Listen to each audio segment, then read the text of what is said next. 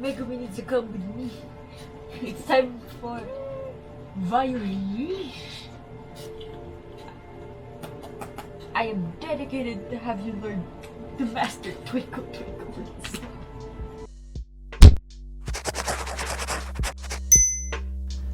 Hey guys, welcome to the channel. It's time for this month's plan with me once again. So let's get into it. This month's theme is kinda loosely based on a pastel 50s diner. I say loosely because I take the color scheme to the spreads but not really the full style since it takes a lot of time to draw everything and I didn't really have that much time to put than I usually would. I'll explain why later. This is also why I don't have a wallpaper for this month too. So yeah, the 50s style is something that I like as an aesthetic but not really something I choose for my personal sense of style. It gets kinda lumped in with the retro aesthetic stuff that I have. The most inspiration that I took are the colors and the records, which I thought would be cool. I knew that I couldn't really put a lot of design on the spread, so I went heavy on the cover. This is kinda like a snapshot of a diner when you walk in, and the rest of the spreads are just like stuff on the walls, like they're covered in posters and autographs. I don't really have first-hand experience what a diner looks like, so I just did my best to imagine and look at a few photos online. I knew I wanted to have a jukebox, booths, and high seating area by some sort of bar. I started working on the tables first and colored them in with gray since I wanted it to look metallic. But since my silver paint is a bit too bright, I decided against using it. I'm using a lot of markers for this one actually, so I need to have a bit of space to let them dry before adding new color, so it doesn't smudge. For markers, I usually like outlining everything first because I would need to make sure that all the lines are looking clean. It would look really boring and flat if the chairs didn't face forward since you'd only see like the flat back and like a square chair. It's also an added thing if someone just left the chair so it's like turned around. If I could draw in perspective, I would have turned them to different angles to make it more realistic and like a bit more fun looking, but this is all I can draw, so I just stayed with like the forward facing bar stools. I wanted to keep a nice healthy amount of white paper still intact since I didn't want it to look too heavy or jarring. That's why I added the little stripe to the bar stools. I make some tiny squeeze bottles for something fun on the counter since you wouldn't really notice since the counter's white and I'm planning to leave it white. I originally wanted to put that on the booth table, the ketchup and mustard squeeze bottles, but I thought that having the jukebox back there was more important and I didn't want to cover it up with the squeeze bottles. The blue marker was already running out of ink, so I couldn't use it on the booths, which was the original plan, so I substituted with this aqua color. It's actually a mild liner, mild blue-green. I have a similar color of super tips, but I thought it would be too bright. You've seen it before in the Church of Ceros weekly spread in January and the March cover on the leaf book. When that's colored in, I keep a small white border around it to outline the booth because I wanted it to be like the white stripe in the middle of the chair, like the ones on the bar stools to keep that same look in different places. Next are the wall records. They're basically just two circles and I use 3 colors from the spread. I'm not really sure if you can see the difference on camera, but I use the super tips on the record and the mild liner on the booth. Personally, I think the super tips is a bit more neon than the mild liner. That's why I chose to use the super tips on the booth. But then, I don't know, I just thought the neon would look nicer on like the quote-unquote walls. So yeah, just a quick color in for those while my head is blocking the camera. Yeah, I'm gonna be blocking the camera with my head a lot in this one. The month label is gonna be one of those vintage signs with arrows, but inside the diner. The letters are just my normal block lettering, which is kinda wonky but serviceable. Then I just outline the arrow going on the outside. I thought it would be fun to have the arrow since it's like pointing to the next page, which has actual spreads that I can fill in for July. And I'm really such a nerd for small details like this. Since my blue marker is running out of ink and I realize it's way darker than I thought, I'm using another mild liner in mild blue. To make sure I don't overcolor the letters, I make an outline with the bullet tip, then have the chisel tip to fill in the sign. I also fill in the arrow and made small lights using a white pen. Some quick outlining later, and I wanted to outline the sign with white to make it look like it had some backlighting. Outline the letters actually, but that didn't work and it just looked like I missed some spots while coloring, so I just used a vintage pink pen to make them stand out and make it look a bit more shadowed. The space behind the bar looks so empty, that's why I'm placing a little blackboard menu sign. Not necessarily little actually. I've seen a lot of reference photos that checkered board patterns are super common, but I didn't want to be too heavy-handed with it because I don't have any checkerboard paper. I didn't want to buy some, and all checkerboards in the design had to be colored in by me. So one of the most time-consuming tasks was making the lines and coloring the checkerboard border in, and somehow I didn't end up with a weird overlap at the end. I was thinking about what to do about the board. So while I'm doing that, I just started coloring in the jukebox. To counter the blue of the sign and the green of the boots, I wanted it to be pink. I added a more orange tone pink to the top to be like that yellowish light on top of the jukebox when the jukebox is like red. Then a bit contrary to what else I've been doing, I outlined the boxes on the inside. I don't really know why I did this, but I left the outside outline so that I wouldn't smudge the pen when I went in to color the inside part pink. The white part was the lit rig of light on the edge of the jukeboxes. Then the features and details were just colored in with gray for some neutral tones and finished up with an outline. Finally decided what to do about the board, so I took some black washi tape and covered the inside of the board because coloring that in by hand would be a lot of ink and a lot of time. So I just got my white pen and just wrote on the top menu. Here come the special pens. I have this really old set of pens that have a lot of different colors. Some mats were supposed to be pastel, but they're super duper neon, so I used them here since they're pretty opaque. To decorate it with the style, I add some starburst thingies because the mid-century science look is actually pretty cool. So yeah, it's just like a little 8-pointed thing and then just add dots on the end. Since I don't like being too serious, I finish it off by badly misspelling names of food to put on the menu.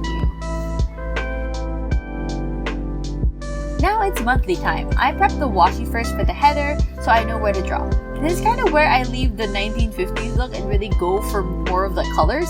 The same width of the boxes as usual for the monthly, and the weekend and the Monday are whiter. The outlines for the month are light blue but not the super opaque light blue I used earlier. Since I don't really have much time to work on these, I go with stickers. I pick some out and set them aside. Keeping it nice and neutral, it's a white day label.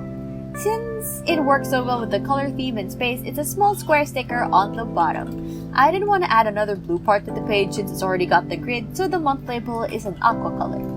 To prep for the space needed for my color key, I take all the colors I'm planning to use, test them out with the current color scheme, and when that's decided, it's just written on the side. I use the same highlighter color since I don't really have a lot of variations of highlighters. The side is just decorated with more pink stickers that would fit. The vintage pink pen would be for the numbers. I needed a pair of building stickers on the left, so I put another one right on top of the colored square for a less plain background. So more blue and green washi to help bring the design into the title so it doesn't look so squared off, and the top of the color key wouldn't look so empty.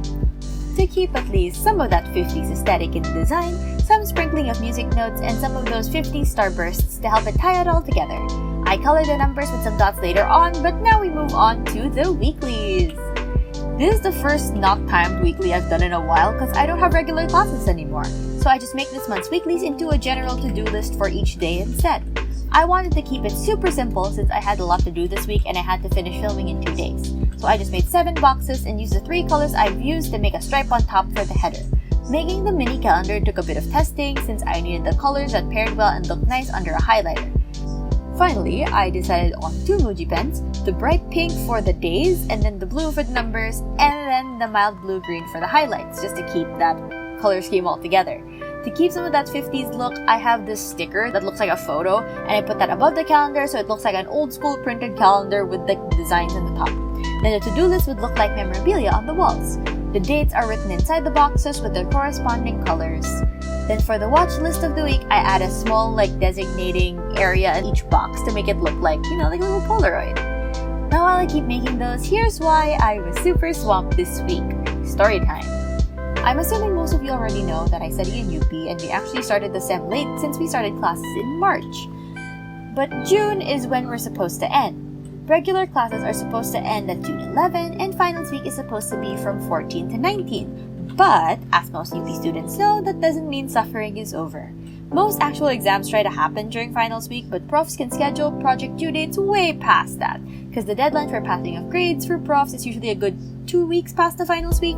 That just means we still have work to do and stuff to finish until the end of the month. Now, that's enough background info. I was really busy during finals week. You might have heard some updates if you watch through study mode, which is my Minecraft series, because I tend to talk about in-the-moment life updates there too. But I have 6 subjects, or basically 18 units this sem, and I only had exams for 2 of them. The rest of them were mostly project-based. Even if the 2 subjects had exams, it didn't really exclude them from giving out final projects too. So in total, I had a final paper for geography, an oral exam, 2 papers, a research and a presentation for music, an exam and final paper for math, a culminating portfolio for marine science, grammar worksheets and feedback forms for Japanese language, and an optional final paper for literature. That's a lot to handle.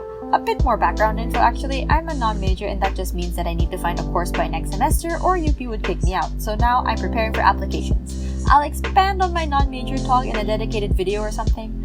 So yeah, I need grades for shifting applications. During finals week, I was messaging all my profs asking if I could get my grades early because I need them to get the final grades as early as I can and then get my applications together. And yeah, so I can make the submission deadlines. Apparently, since the last few papers were optional for my literature class, the prof already had my grade and just put the grades in the grades viewing part when I asked.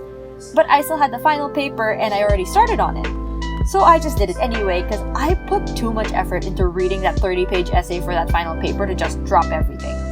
I'm already a perfectionist at heart, now combine that with an actual need to get as high of grades in everything that you do.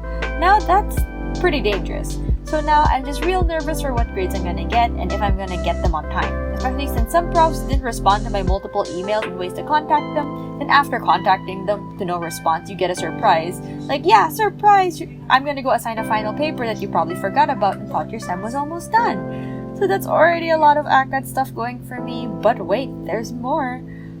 I'm fully aware I put this on myself, but it's really the one thing that took up most of my time. There's this event created by a partner org and it has a talent show part in it where we're quote-unquote required to send at least one participant. I don't know if it's just my pride or something, but I thought, hey, it would be cool to do something for that when I'm already dying with work and still need to film this video. So yeah, I made a submission, but it's not as good as I would hope for it to be. I arranged a medley on piano and sang over it. The thing is, I have no problems with the piano. I think it's pretty good. My singing is the issue. I have this type of allergy where I feel like I have a cold all the time, so singing is an unsure thing, and for that day, it was pretty bad, at least for my standards. I'm a real competitive person, so I'm super nervous about it because I'm going against people who actually have experience recording songs and singing and not like something they do as a meme on the side. So I don't really think I have any chance of winning, especially when I found out that the judging committee was made out of the heads of the different orgs. Try as they might, I don't think there's any way that can be impartial. So yeah, I'm hoping for the best, but I'm not really expecting anything. Actually, the day I'm writing and recording the script is the day of the talent show / awarding. So I don't know, we'll see what can happen.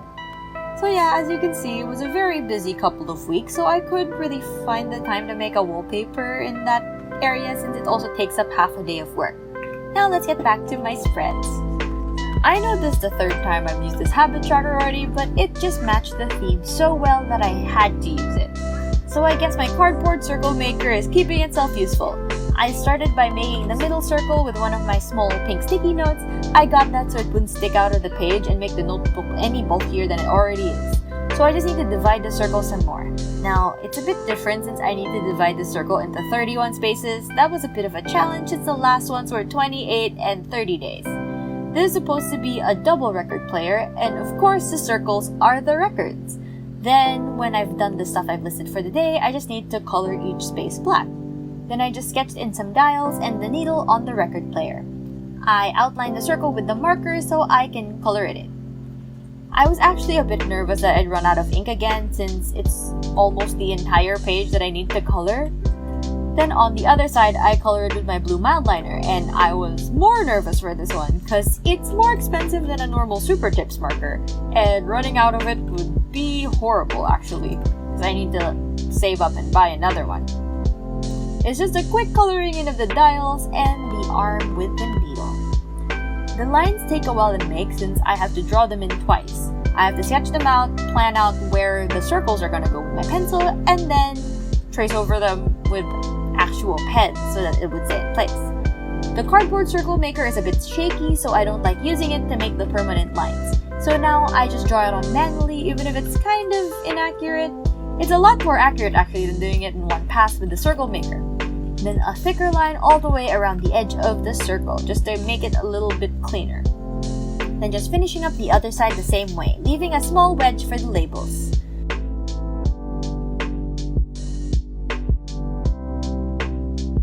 To cover up the middle area and to act as the middle of the record, I make another small circle with green to glue in the middle.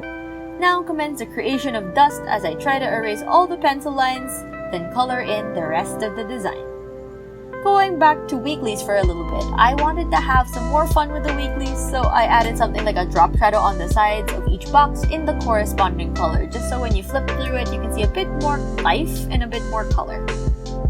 Going back to the habit tracker, I just need to finish up the decoration. Make some lines on the dials to actually make them look like dials, and then a few of those 50 starburst designs to really tie it to the entire theme.